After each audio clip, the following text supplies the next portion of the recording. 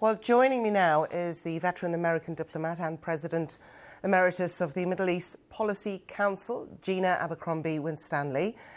Ms Winstanley, lovely to have you with us here on BBC News. First off, I'd like to get your reaction to this latest development coming out of Israel. Thank you so much.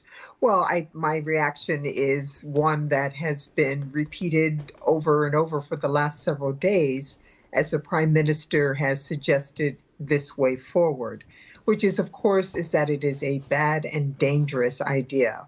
When you have a plan that is not supported by the hostage families, by the Chief of Staff of the Armed Forces, let alone your allies in the region, then you have a challenge before you that is unlikely to come out well. The Chief of Staff of the Armed Forces has spoken about the difficulties in calling up reservists, their own exhaustion, don't know exactly what they will face going back into the Gaza Strip. Of course, the goal of getting the hostages home might be undermined. They are already facing the same starvation that Gazans are facing. And of course, the possibility of increased civilian deaths. So there's no good side to this, except to remove this from the front burner of the Prime Minister's list of issues, one way or the other. When you say remove it from the Prime Minister's list of issues, the question is, why is he doing this? Many are pointing to political reasons.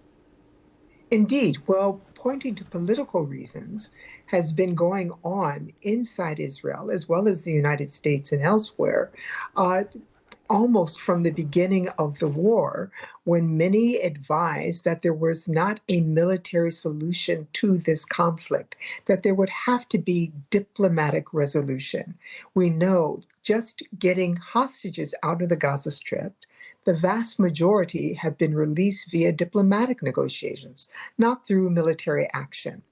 But continuing the war has allowed the Prime Minister to continue in power in ways that many could not have imagined on the 8th of October, 2023. The war has helped him regain his political fortunes, and many believe that continuing the war is what that does for him. Knesset is out, the parliament's out for the next several months, so an election can't be called, he can't lose more members, and this is a way for him to remain in power. Many are suspicious of this. It's why hostage families and other Israelis are begging him to put the hostages first. So, on the diplomatic level, as you've mentioned several times, does this latest decision mean that he's been given the go-ahead by President Trump? I think saying that he's been given a green light, a go-ahead, is an overstatement. But it's clear that President Trump has not tried to stop him. It may be a caution light, but President Trump has said in the past that they need to go in and clean it up. He suggested that it's time to be done with this, all for all, as it were. And certainly all for all the hostages released in exchange for an ending of the war and getting humanitarian assistance in is one way to conclude this war, because certainly Hamas has lost control of the Gaza Strip and lost its ability to govern.